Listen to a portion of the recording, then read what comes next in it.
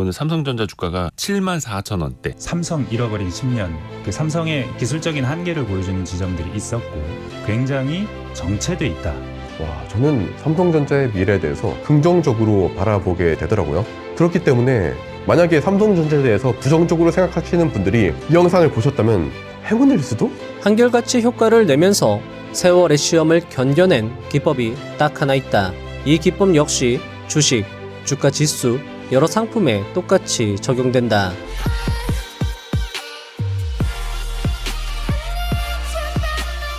삼성전자, 우리나라 1등 기업이며 대한민국을 선진국으로 도약시키는 데 있어 큰 공을 세운 기업이기도 합니다. 그런 삼성전자가 절체절명의 위기라면 어떨까요? 하지만 최근 삼성전자의 주가는 반가운 반등세를 보여주고 있습니다. 주가는 6만원 선을 회복하고 있고 돌아온 외국인의 매수세, D램 가격 상승, 3월 20일에는 엔비디아의 젠슨 황 CEO가 삼성전자 메모리 반도체의 최고라는 사인을 남기기도 했습니다. 삼성전자 주가는 단지 개별 기업의 문제가 아닌 코스피 전체의 문제로도 볼 수 있습니다. 따라서 삼성전자의 주주뿐만 아니라 주식시장에서 살아가고 있는 모든 투자자들은 삼성전자의 주가 방향에 관심이 많을 것이라 생각이 됩니다.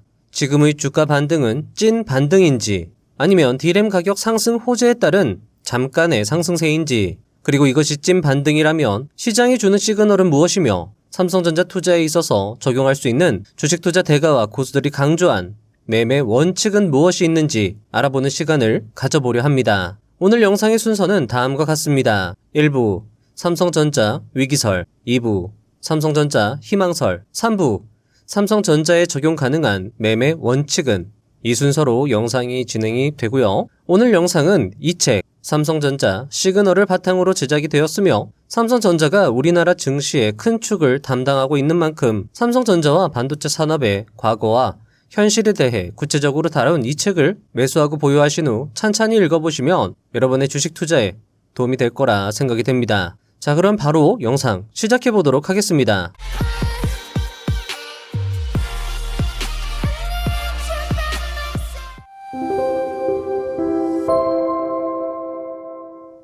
(1) 칩으로 인류 국가 도약. 2025년 대한민국은 왜 선진국으로 평가받을까? 경제적 성공 덕분일 것이다. 일찌감치 수출로 나라를 일으키겠다는 계획을 세웠고 대단한 성공을 거두었다. 그 중심에는 제조업이 있다. 가발과 합판으로 시작해서 쇠나 배를 만들고 가전제품과 자동차도 만들다가 최첨단 제조업인 칩에 들어섰고 또 성공했다. 한국은 칩으로 인류 국가 도약의 운명적 드라마를 쓴 것이다. 2. 절체절명의 위기. 과거를 되짚어보면 어떻게 이런 일이 가능했을까 싶을 정도로 찬란하지만 지금은 절체절명의 위기에 서 있다. 그 주인공은 삼성전자이다. 2024년 매출은 300조 원 안팎이다. 달러를 기준으로 하면 2,200억 달러 안팎인데 이는 10년 전인 2013년에 2,167억 달러와 크게 다르지 않다. 같은 기간에 애플은 2배, TSMC는 3배, 엔비디아는 6배 이상 늘었다. 하다못해 SK 하이닉스도 4배가 됐다.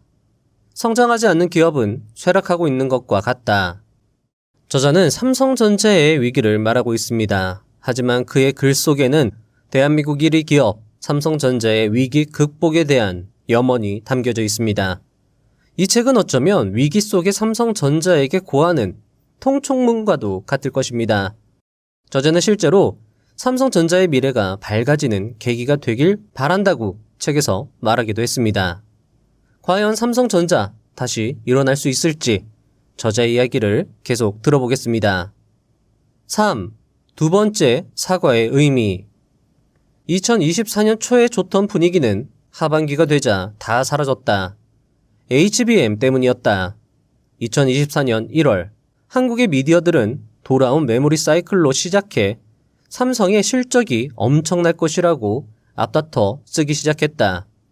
11만 전자 가나와 같은 제목도 있었다. 하지만 24년 5월 HBM 이야기가 나오고 엔비디아의 HBM을 납품한다 혹은 못한다는 설왕설래가 삼성 뉴스를 뒤덮기 시작했다. 그러다 하반기가 되니 본격적으로 불안감이 증폭된다. 3분기 실적이 예상을 하회한다는 뉴스가 나오자 분위기는 심상치 않아진다.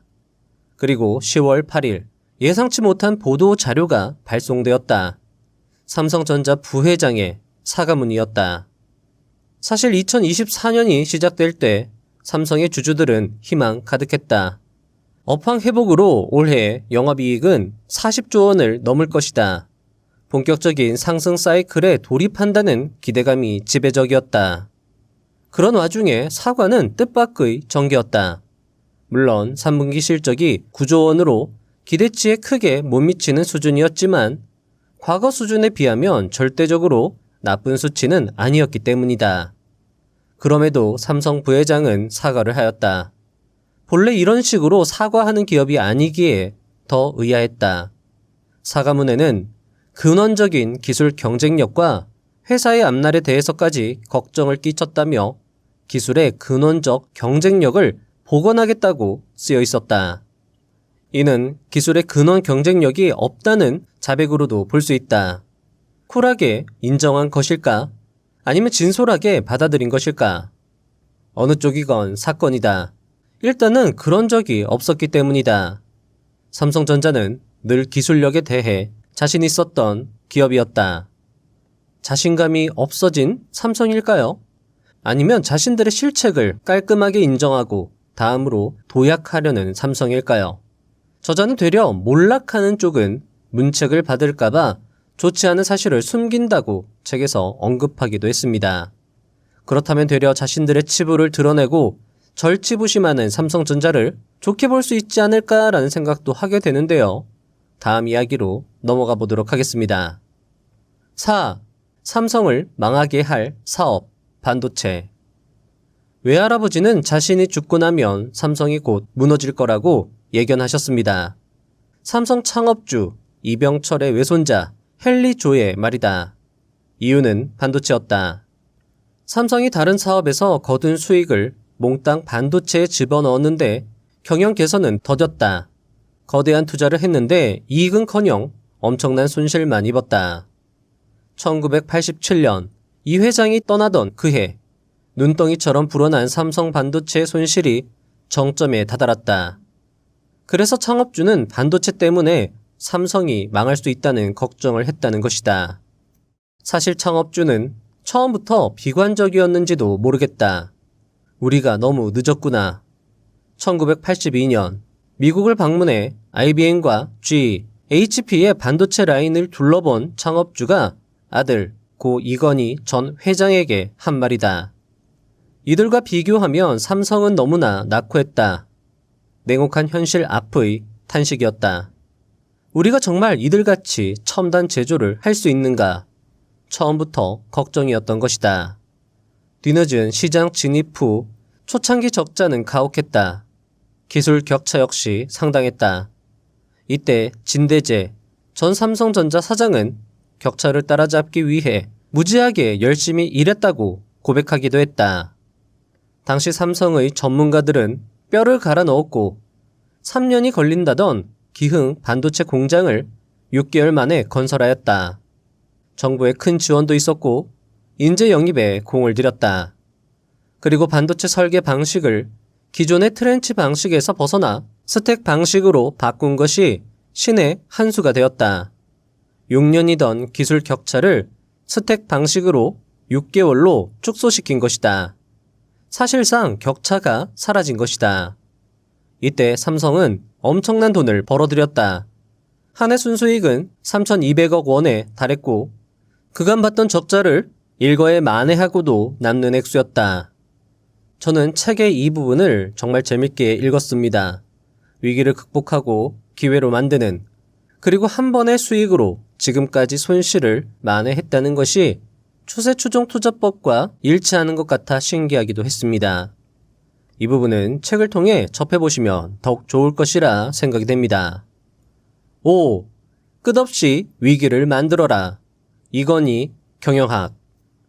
경영학자들은 대규모 투자 자체가 삼성의 경영 기법이라고도 설명한다. 선발 주자를 추격하기 위해 대규모 투자를 하는 것이다. 그러면 불안하다. 이병철 회장처럼 말이다.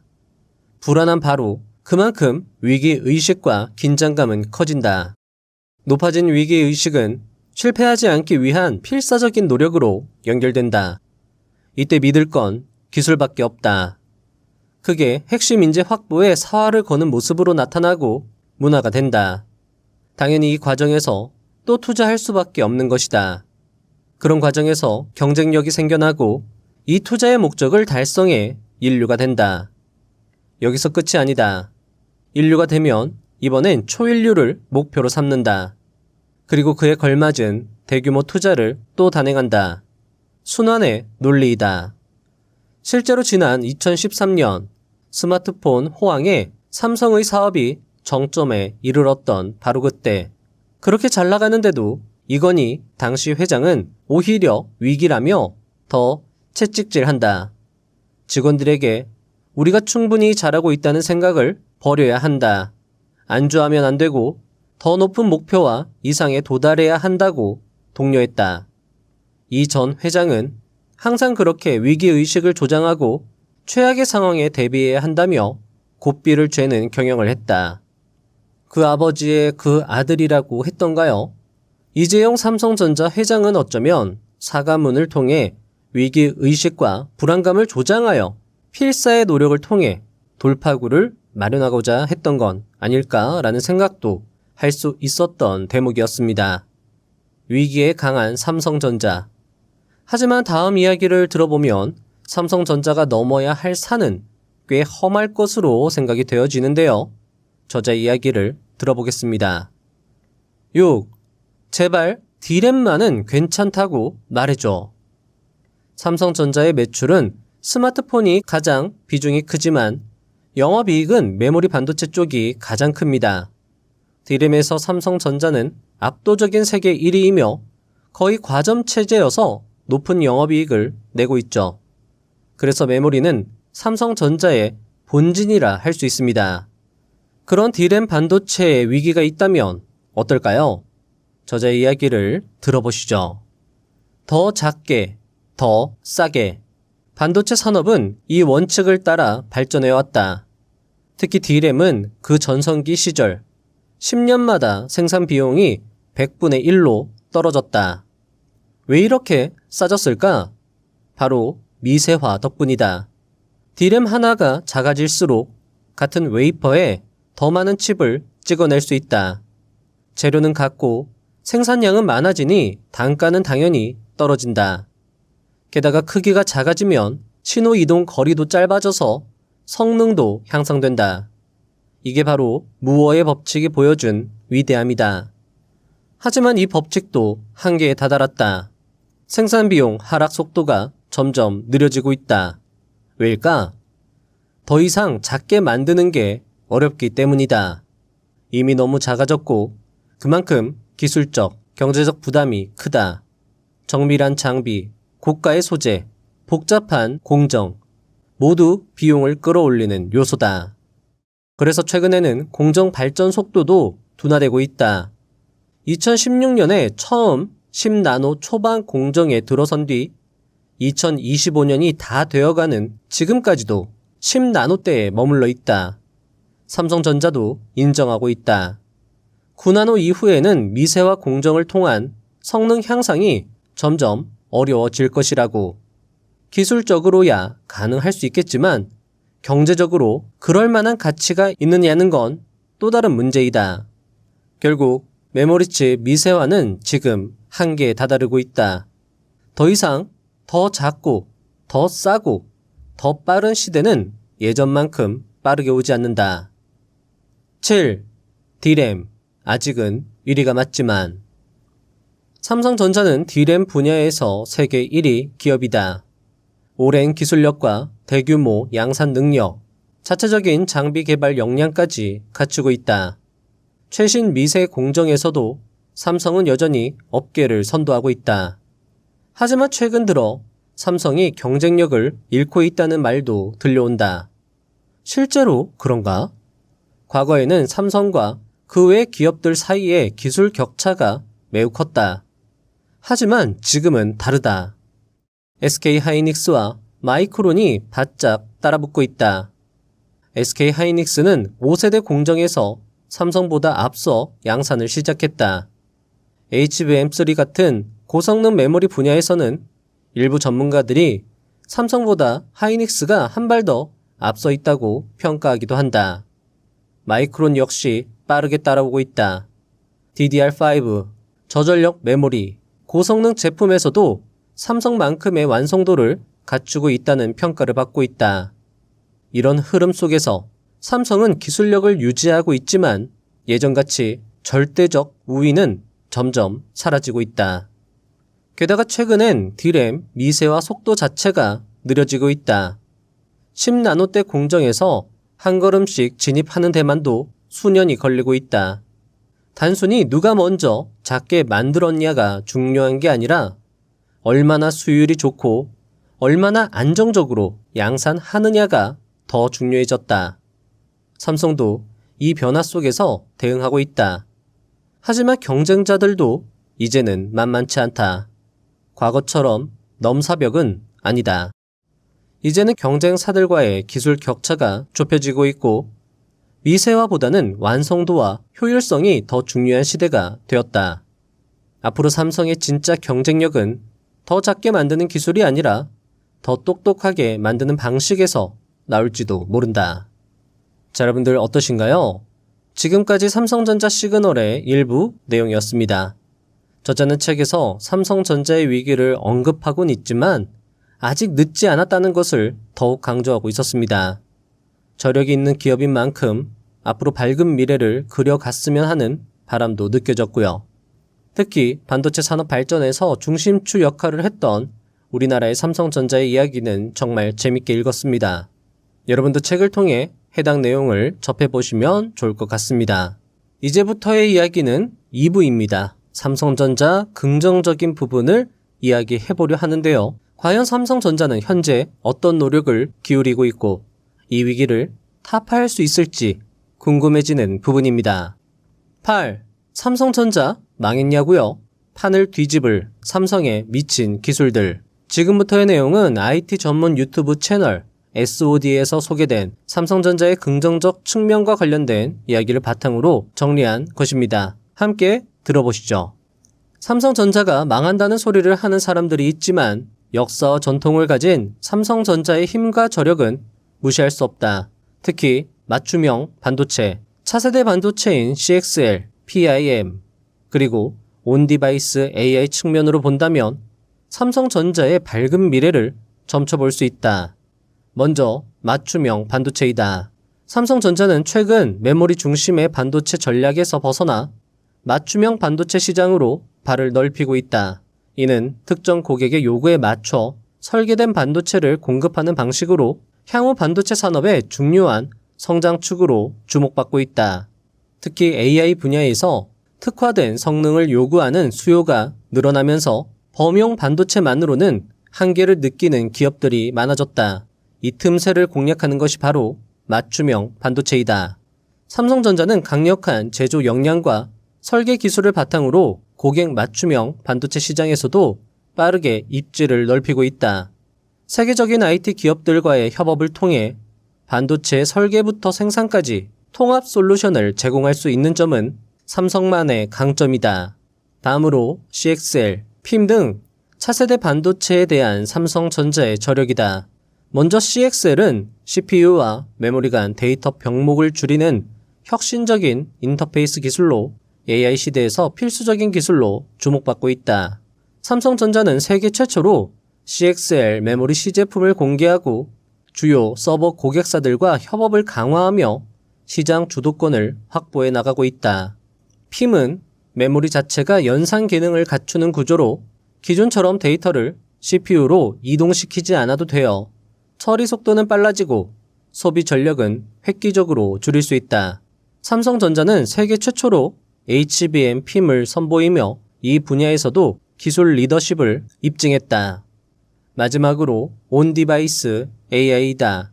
온디바이스 AI의 대명사는 스마트폰이다. 그리고 스마트폰은 삼성전자가 오랫동안 잘하고 있는 분야이다. 삼성전자 갤럭시 S25의 경우 사전 판매만 130만 대로 역대급 판매량을 달성했다. AI폰 하면 삼성전자가 거의 대명사처럼 떠오르기도 한다. 맞춤형 반도체, CXL, PIM, 온디바이스, AI.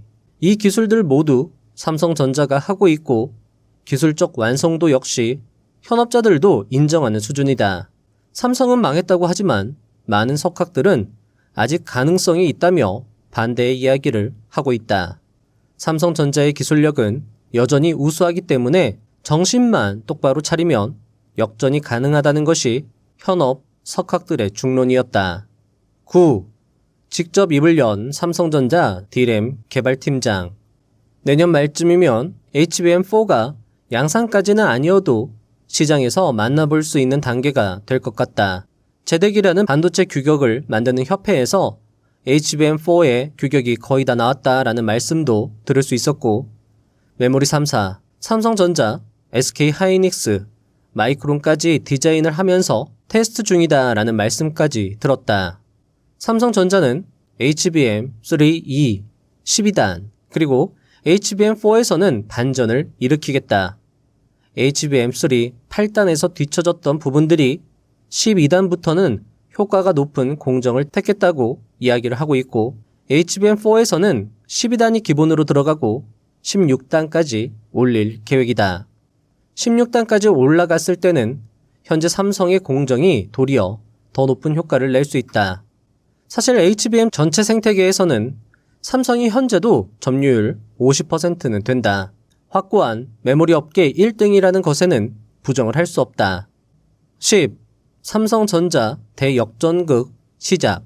자, 요 내용은 김작가TV에 출연한 반도체 애널리스트 이주환 박사님의 이야기를 정리해 보았습니다. TSMC가 파운드리에서 넘사벽이 맞는 것 같다. 단순히 시장 점유율이 높아서가 아니라 기술력이 넘사벽이라는 것이다. 이는 다시 말해 쉽게 허물어지지 않는다는 얘기이다. 고객들의 TSMC에 대한 신뢰가 현재 절대적이다. 하지만 돌파구는 독과점 이슈에 있다. 지난해 3분기에 TSMC의 시장 점유율이 64.9%였다. 올해 안에 70%가 되는 것이 결코 남의 일이 아닌 것이다. 어느 시장에서 한 기업이 시장 점유율 70%인데 유럽과 미국에서 독과점 이슈를 제기하지 않은 적이 없었다. 그게 TSMC의 유일한 약점이다. 독과점 이슈가 불거지면 분명 이인자들한테 기회가 생기는 건데 그 시점이 빠르면 올해 아니면 내년쯤에 올 수 있다고 보는 것이고, 만약 삼성전자가 준비를 잘해서 고객들을 확보할 수 있는 충분한 준비가 되어 있다고 하면 그 시점에서 바로 시장 점유율이 확 높아질 가능성이 충분히 있다. 11. 반도체의 봄 오나 풍향계 마이크론 올해 사상 최대 매출 예상. 해당 이야기는 3월 22일자 따끈따끈한 뉴스 기사 내용입니다.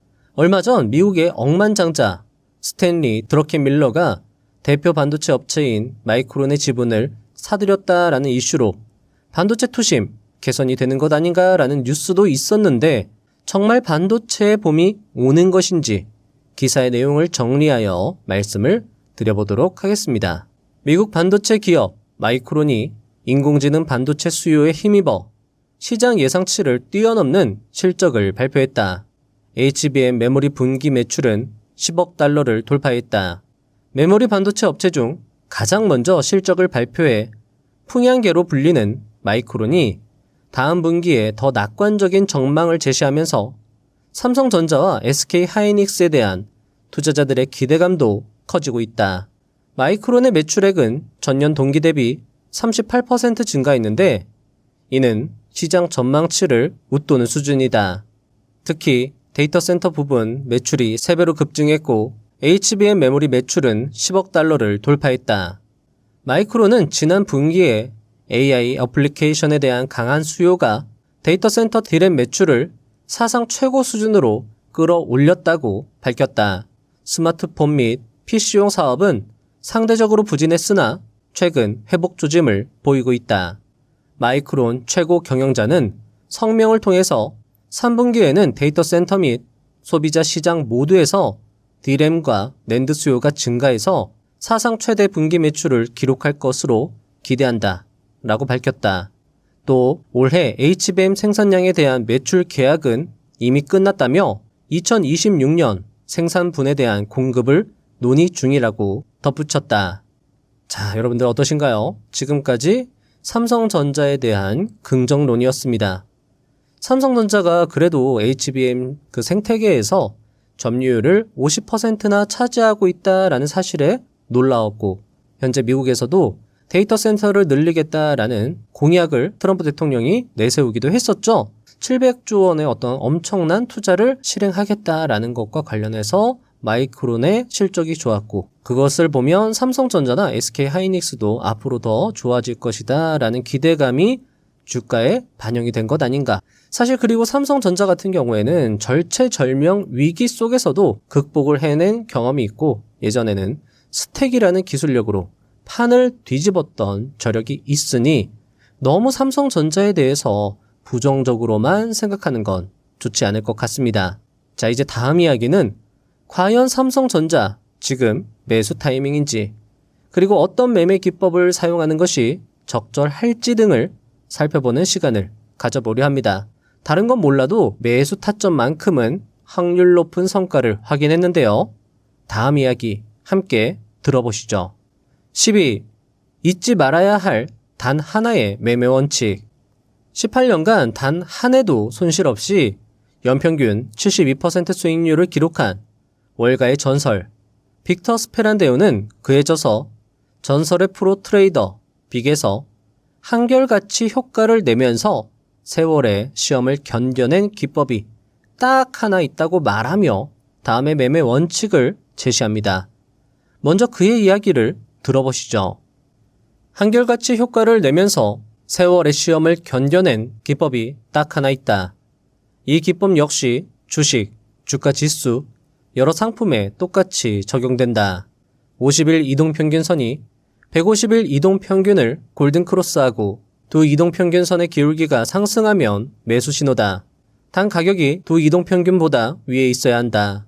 50일 이동평균선이 150일 이동평균선을 데드크로스하고 두 평균의 기울기가 하락하면 매도 신호이다. 단 가격이 두 이동평균선보다 아래에 위치하고 있어야 한다. 자, 여러분들 어떠신가요? 이 간단한 기법으로 삼성전자의 매수 매도 타이밍을 잴 수 있다고 라고 생각하는 분들이 있을 것 같습니다. 하지만 좋은 매매법은 쉽고 명확하다는 천장팅의 말처럼 45년 경력과 대단한 성과를 보여준 실전 투자 고수의 기법, 그 중에서도 세월을 견뎌낸 한결같이 효과가 있다라고 하는 그 기법, 딱 하나의 기법은 효용성이 있을 것이라 생각이 됩니다. 다음 이야기는 삼성전자의 해당 기법을 적용하여 검증을 해보는 시간을 갖도록 하겠습니다. 13. 삼성전자의 매수 타점은, 자, 먼저 알아보시기 편하게 차트의 50일선, 자, 50일 이동평균선은 하늘색입니다. 그리고 초록색, 굵은 초록색 선이 150일 이동평균선이고요. 두 가지 이동평균선만 남겨두고 검증을 진행하도록 하겠습니다. 자, 여기 보시면 파란색으로 촘촘하게 화살표 표시가 되어 있는데 요거는 여러분들 조금 양해를 부탁드리도록 하겠습니다. 요거를 미처 없애지를 못했네요. 조금 복잡해 보이는데 확대해서 보면 조금 더 나아 보일 겁니다. 자, 삼성전자를 빅터 스페란데오의 기법으로 매매했다면 어떤 결과를 볼 수 있었을까요? 자, 일단 최초 매수는 50일선이 150일선을 상방으로 돌파하면서 두 이평선이 모두 확실히 우상향을 시작하는 2019년 9월 19일경에 매수가 실행이 됩니다. 과연 이 매수는 어떤 결과를 낼 수 있었을까요? 매수 이후에 최고 28%까지 상승했던 주가는 하락하여 매도 타점은 50일선이 150일선을 하방으로 돌파한 다음에 두 이평선이 모두 우하향하는 2020년 4월 14일경에 실행이 됩니다. 당시 코로나19 여파로 급락이 나와 수익을 내지 못하고 본절 가격에서 매도되는 걸 확인할 수 있습니다. 빅터 스페란데오는 한결같이 효과를 냈다고 강조했는데 그의 기법은 틀린 것일까요? 다음 매수 타점은 2020년 7월경에 실시가 됩니다. 이미 51선이 151선을 상향 돌파했지만 두 이평선이 우상향 되는 데까지 확인을 하느라 조금 더 높은 가격에서 매수가 되었는데요. 과연 결과는 어땠을까요? 매도 타점은 2021년 10월 5일경에 발생하며 이때 약 23%의 수익을 낼 수 있었습니다. 최고 60%까지 기록했던 수익이 23%까지 줄어든 것은 아쉽지만 고점은 아무도 알 수 없고 삼성전자는 매수 금액에 제한이 없는 초대형 우량주이므로 비중 베팅을 실시했다면 23% 수익률이다 하더라도 의미 있는 수익을 낼 수 있었을 겁니다. 그리고 다음 타점은 2023년 4월 10일경에 발생됩니다. 매수 후 약 33%까지 상승했던 가격은 급락하여 24년 9월경에 매도가 됩니다. 거의 본절 컷으로 마무리된 것으로 보시면 좋을 것 같습니다. 그리고 현재까지는 매수 타점이 발생되지 않았습니다. 아직까지는 51선이 151선을 상방으로 돌파를 하지 못했거든요. 자, 그런데 빅터 스페란데오의 기법을 사용해보면 매수 타점은 적절한데, 그러니까 매수를 해서 손실 나지 않고 일단 수익이 나기는 나는데 매도 타점의 결과가 조금 아쉽습니다. 물론 손실을 본 적은 없지만 수익이 났거든요. 매수한 다음에 수익이 10%, 20%, 30%까지도 났는데 매도 타점을 기다리다가 결국 수익 난 거 다 날리고 본절 가격에서 매도하는 건 속상한 일이죠. 그래서 빅터 스페란데오와 마찬가지로 20년간 단 한 해의 손실 없이 지금도 왕성한 활동을 하고 계신 개인 투자의 전설, 남석관 투자자의 저서, 손실 없는 투자 원칙에서 소개하는 환상적인 매도 기법을 적용해 보았습니다. 자, 과연 결과는 어땠을까요? 일단 남석관 투자자의 환상적 매도 기법에 대한 이야기를 듣고 나서 검증을 이어나가도록 하겠습니다. 14. 삼성전자 매도 타점은 바로 지수가 회복세를 보이고 내가 보유한 주식이 기술적으로 정배열의 우상향이라면 차트상 꼭지를 확인한 후 매도하는 것이 좋다. 물론 수익이 발생한 초기에 팔고 싶은 유혹이 강하게 들겠지만 이럴 땐 자신이 보유한 물량의 20에서 30%만 매도하고 나머지는 차트상 데드크로스가 발생될 때 모두 매도해야 한다. 바로 이 방법이 중장기 투자에서 큰 수익을 내는 환상적인 매도 기술이다. 필자가 강조한 말들이 여럿 있고 몇몇 이야기는 지금도 시장에서 회자되곤 하는데 꼭지를 확인하고 팔라는 말 또한 필자가 몸소 겪은 후 소개한 이야기 중 하나이다. 꼭지, 고점을 확인하고 팔라는 말을 정말 많이 했다. 그만큼 중요하다는 이야기이다. 남석관 투자자님은 책에서 데드크로스를 단기 이평선이 중장기 이평선을 하방으로 이탈할 때라고 정의하였습니다. 단기 이평선이라고 하면 5일에서 10일 이동평균선, 중장기 이평선은 60일에서 120일 이평선이라고 언급을 하셨는데 좀 더 빠른 대응을 위해서 남석관 투자자님의 조언을 토대로 20일 이동평균선이 50일 이동평균선을 데드크로스할 때 매도하는 전략으로 바꿔서 검증을 해보면 결과는 어떻게 변할까요? 다음 이야기에서 검증해 보도록 하겠습니다. 15. 삼성전자, 그래서 매수 타이밍이가.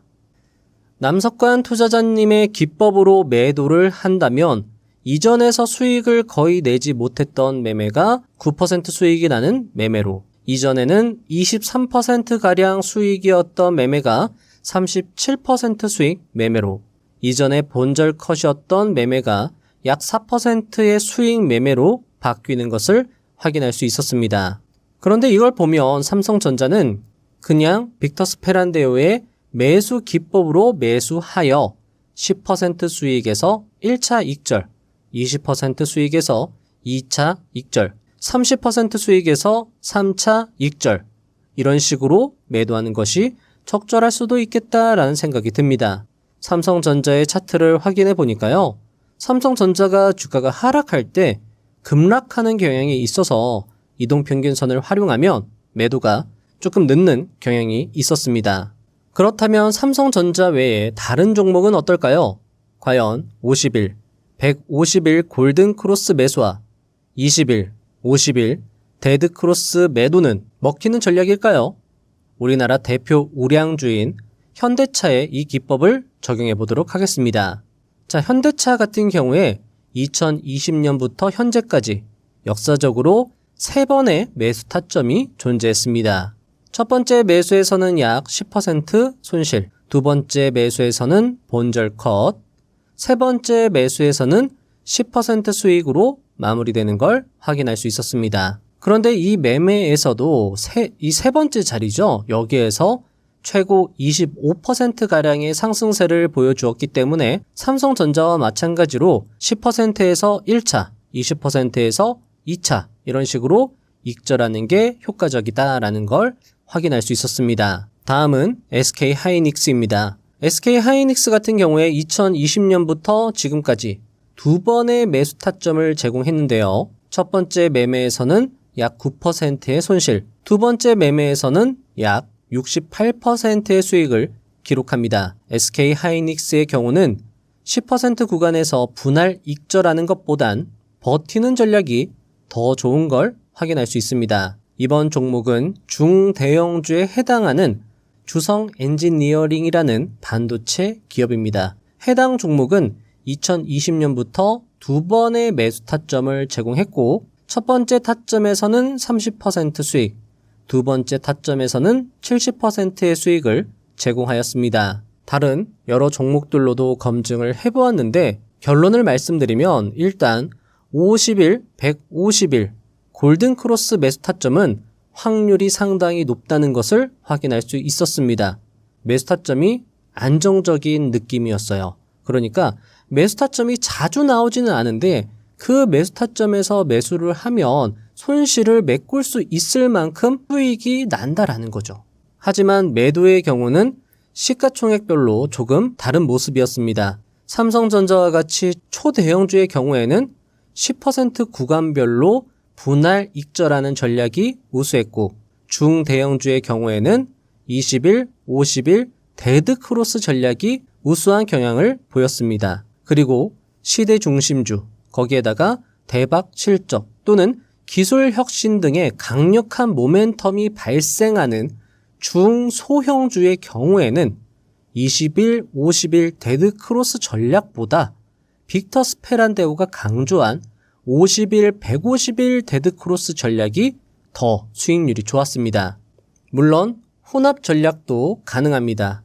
50일, 150일 골든 크로스에서 일단 매수하는 건 공통이고요. 10에서 20% 수익 구간에서 일단 1차 익절을 해주고 물량을 조금 줄여서 앞에 남석관 투자자님이 말씀을 하신 것처럼 20에서 30%의 물량을 일단 매도해주고 그 다음에 20일, 50일 데드 크로스가 발생되면 2차 매도, 그리고 50일에서 150일 데드 크로스가 발생이 되면 3차 매도, 단 본전 가격은 반드시 지키기. 이런 식으로 말이죠. 투자의 정답이 없습니다, 여러분들. 여러분들도 해당 전략의 유효성을 차트로 돌려보시면서 확인해 보시고 마음에 드는 전략이 있다면 먼저 소액으로 투자해보면서 스스로 검증하신 후 자신에게 잘 맞다면 조금 더 적극적으로 투자를 하면서 활용해보시면 좋을 것 같습니다. 자, 그래서 결론을 말씀드리면 삼성전자는 빅터 스페란데오의 기법으로 한다라고 하면 본격 상승세라고 보기에는 조금은 아쉬움이 있지 않을까. 조금 더 주가가 상승해서 50일선이 150일선을 상방으로 돌파하고 우상향한다라고 하면 그때 진짜 지금 뭔가 분위기가 어떤 반도체 쪽이구나라고 생각을 하고 그러면 전체 시장 분위기도 어느 정도 예상을 할 수 있고 그러면 삼성전자를 투자하기보다는 그 주변에 중소형, 중대형 실적 상승세가 좋고 성장세가 좋은 반도체 장비 기업에 투자하는 전략도 세울 수 있고 다양하게 여러분들 아이디어를 내면서 투자를 진행해 주시면 좋은 성과 있을 거라고 생각이 됩니다. 마치며 아마 대한민국 국민이라면 삼성전자의 몰락을 바라진 않을 것입니다. 부디 삼성전자가 위기를 극복하고 전 세계 1위 자리를 확고히 하였으면 하는 바람입니다. 오늘 소개드린 삼성전자 시그널은 읽으면서도 가슴이 웅장해지고 삼성전자 그리고 반도체 산업의 역사를 돌이켜보며 여러 가지 아이디어를 얻을 수 있어 좋았습니다. 여러분도 읽어보시면 좋을 것 같습니다. 그리고 오늘 소개드린 빅터 스페란데오의 전설의 프로트레이더 빅 그리고 남석관 투자자의 저서 손실 없는 투자 원칙 역시 함께 읽어보시면 더욱 좋을 것 같습니다. TV에서 자주 뵐 수 있는 박성준 역술가는 운이 좋은 사람들의 특징에 대해서 이렇게 말합니다.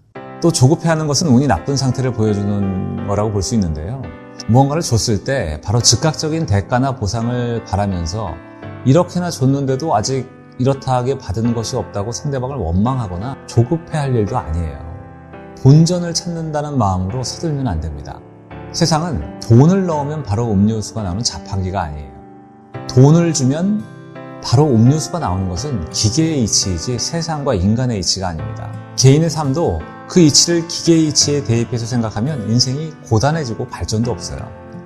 오늘 일한 만큼의 일당을 받는 노동의 가치는 물론 정직하고 숭고합니다. 하지만 매번 자신이 일한 만큼의 돈을 받는다는 단편적인 생각은 매 순간 일을 돈으로 계산하게 돼서 자신의 발전을 돈의 무게로 매몰시키고 맙니다.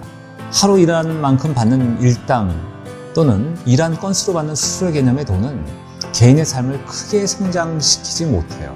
개인이건 기업이건 그 기계의 이치를 넘어서는 명분과 가치를 갖는 꿈이 있을 때 비로소 큰 성취와 만족을 얻을 수 있습니다. 지금 여러분이 그러한 가치와 명분과 꿈을 가지고 계신지 한번 생각해 보시면 좋을 것 같습니다. 세상과 인간의 이치는 천천히 오랜 시간을 두고 커다란 에너지의 결과를 가져옵니다. 즉각적으로 반응하는 에너지는 강하지 않고 주고 또 주고 나누고 함께하면 그 에너지는 느리지만 서서히 하지만 큰 파도처럼 엄청난 에너지를 만들어내면서 결국 당신의 인생과 가족들의 삶을 변화시킵니다. 그 에너지, 바로 그 에너지에 몸을 맡기면 돼요. 굳이 애를 써서 살려고 움직이는 것이 아니라 물에 자연스럽게 뜰 수 있는 몸처럼 자연스레 세상에 몸과 마음을 맡기고 흘러가면 돼요. 아무것도 하지 않고 열심히 살지도 않고 수동적으로 살라는 말이 아닙니다. 무심하게 몸에 힘을 빼야 인생이 인생답게 변할 수 있습니다. 적은 힘으로 오히려 많은 것을 얻을 수가 있어요. 물에 빠졌을 때 발버둥을 치면요, 몸이 더 깊이 가라앉는 속도만은 키울 뿐이에요. 하지만 자연스럽게 물에 몸을 맡기면 둥둥 뜰 수 있습니다. 그리고 난 후 조금만 힘을 줘서 움직이면 자신이 원하는 방향과 삶에 근접한 인생의 길로 들어설 수 있어요. 여러분은 운이 좋은 사람의 특징이 있다고 생각하시나요? 저는 여러분이 운이 좋은 사람의 특징을 가지고 있다고 생각합니다. 왜냐하면 여러분은 여유있게 이 영상을 끝까지 보고 계시니까요. 여러분은 꿈을 향한 가치와 명분을 가지고 계신가요? 주식 투자로 큰 돈을 벌어 자본주의 사회에서 자신을 일으켜 세우고 나아가 집안을 일으켜 세우고 자신과 가족을 두루 행복하게 하기 위해 이렇게 공부하고 열심히 꾸준히 노력하고 계신가요? 네, 여러분은 그렇게 하고 있습니다. 여러분에게 꿈을 향한 가치와 명분이 있었으면 좋겠습니다. 그리고 즉각적 보상에서 벗어나 본전을 찾는다는 마음으로 몸에 힘을 빼고 조금씩이라도 앞으로 나아가자는 마음으로 꾸준히 함께 했으면 하는 바람입니다. 그리고 그것이 운을 내 편으로 만들어 원하는 곳에 이르는 가장 빠른 길이 될 것입니다. 그리고 그것이 세상과 인간의 이치일 것입니다. 이미 여러분은 잘하고 계십니다. 이 영상을 그리고 부자 회사원 채널의 영상들을 꾸준히 시청하면서 꾸준히 노력하고 실천하는 여러분은 분명 원하는 것을 이뤄낼 것입니다. 여러분은 할 수 있습니다.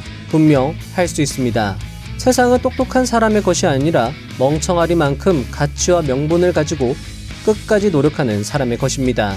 여러분이 자신을 세우고 세상을 가질 수 있을 때까지 부자의 사원 채널은 여러분의 뒤에서 항상 응원하고 도움드리도록 최선을 다하겠습니다.